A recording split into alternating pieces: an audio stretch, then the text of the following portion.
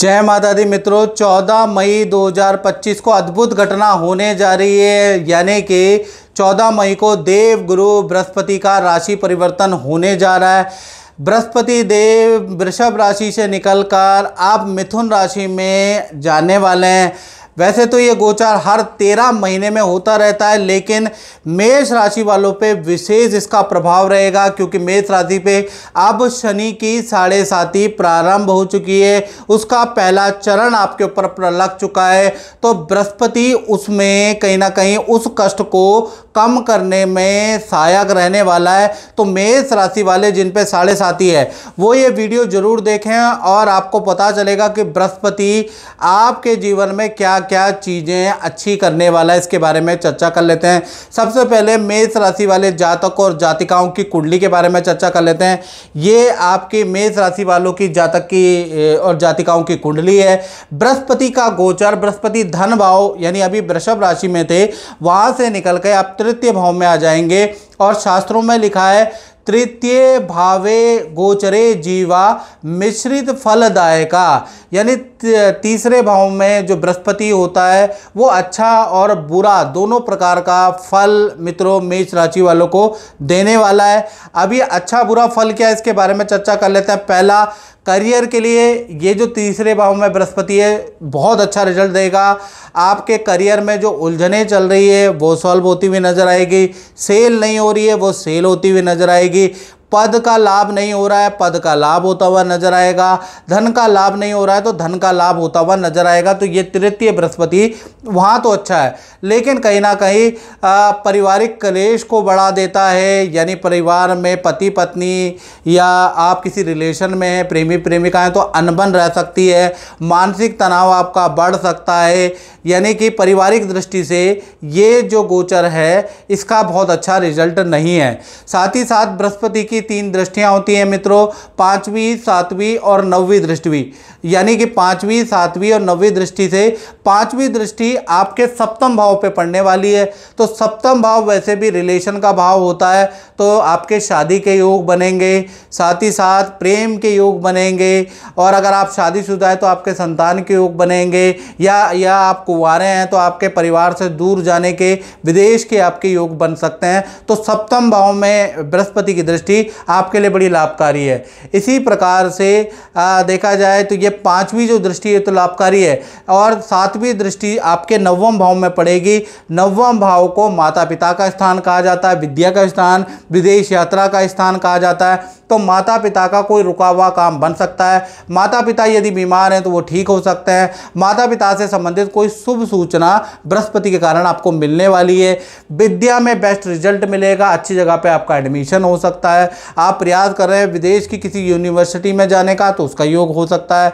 यदि और ये आपको यात्रा भी कराने वाला है बृहस्पति। 13 महीने खूब मेष राशि वालों की, कभी इस महीने यात्रा, कभी उस महीने यात्रा, तो यात्राएं भी बहुत होंगी और खासकर तीर्थ यात्रा है। और साथ ही साथ 9वीं दृष्टि अगर देखा जाए तो आपके लाभ भाव में पड़ रही है, तो ये कुछ इन्वेस्टमेंट भी कराएगा, नए काम के आपके योग है।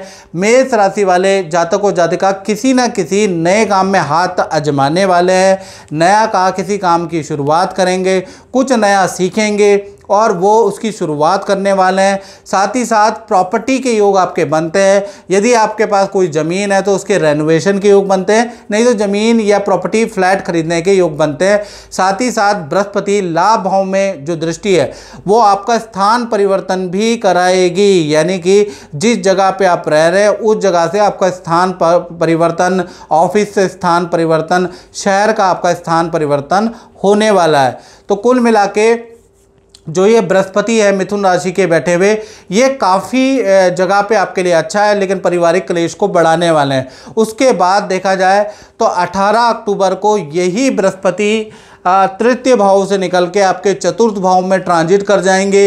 यानी इस साल बृहस्पति का 2 बार ट्रांजिट है। तो मिथुन से फिर ये चले जाएंगे आपके कर्क राशि में और चतुर्थ भाव में आ जाएंगे। तो यहाँ आने पे आपको खूब धन देने वाले हैं। भूमि वाहन का आपको लाभ देंगे, विद्या का आपको लाभ देंगे। परिवार में सदस्यों का रुका हुआ मांगलिक काम आपका बनता हुआ नजर आएगा।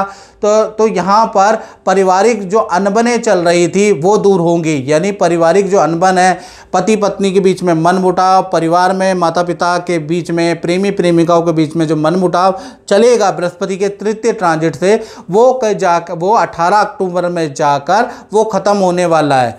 यानी कुल मिलाकर देखा जाए तो बृहस्पति की दृष्टि आपके लिए बड़ी लाभकारी रहने वाली है। तो मित्रों, ये कार्यक्रम आपको कैसा लगा? अगर अच्छा लगा तो कमेंट जरूर कीजिएगा, क्योंकि बृहस्पति के दो परिवर्तन हो रहे हैं, दोनों ही शुभ हैं आपके लिए। चलिए मित्रों, इस कार्यक्रम में बात नहीं, मुझे दीजिए इजाजत। जय माता दी।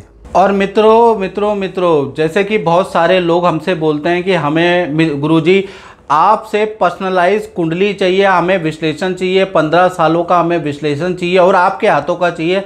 तो मित्रों, हमारे संस्थान ने मेरा भाग्य नाम की एक कुंडली बनाई है। ये कुंडली नहीं है, ये आपका भाग्य है, जिसके अंदर 7.5 की रिपोर्ट है, जिसके अंदर मांगलिक विचार की, कालसर्प दोष है कि नहीं है उसकी रिपोर्ट है, आपका कौन सा भाग्य अंक है, आपका कौन सा मूलांक है, आपको क्या जेम स्टोन पहनना चाहिए, आपके जीवन में आपका आने वाले समय में आपका हेल्थ कैसी रहेगी, आपका धन कैसा रहेगा, आपकी संपत्ति कैसे रहेगी, आपकी पत्नी कैसी रहेगी, आप विदेश जाएंगे नहीं जाएंगे, ये इस रिपोर्ट में सब कुछ है। साथ ही साथ 15 सालों का आपका प्रेडिक्शन भी मेरे द्वारा दिया गया है। आप अगर रखना चाहते हैं अपने पास और 15 सालों के अंदर डिटेल में एनालिसिस लेना चाहते हैं, तो आप ये मेरा भाग्य जो कुंडली नहीं है, ये आपका भाग्य है, ये एक रिपोर्ट है, तो ये आप रिपोर्ट मंगा सकते हैं और आपके घर पे जहाँ भी आप रहते हैं, देश में विदेश में, ऑनलाइन ऑर्डर के द्वारा आपको प्राप्त हो जाएगा। आप इसको मंगा के और इसको पढ़िएगा और इसमें उपाय भी बताए गए हैं हर चीज़ के, वो उपाय भी आप कर सकते हैं ताकि अपने जीवन को अच्छा कर सके। तो आप ये रिपोर्ट ज़रूर मंगाइएगा। तो इस रिपोर्ट को मंगाने के लिए नंबर तो आपके सामने ही है, इस नंबर पे आपको कांटेक्ट करना है, बताना है कि मुझे आपकी कुंडली चाहिए, आपकी रिपोर्ट चाहिए, वो आपको मिल जाएगी मित्रों।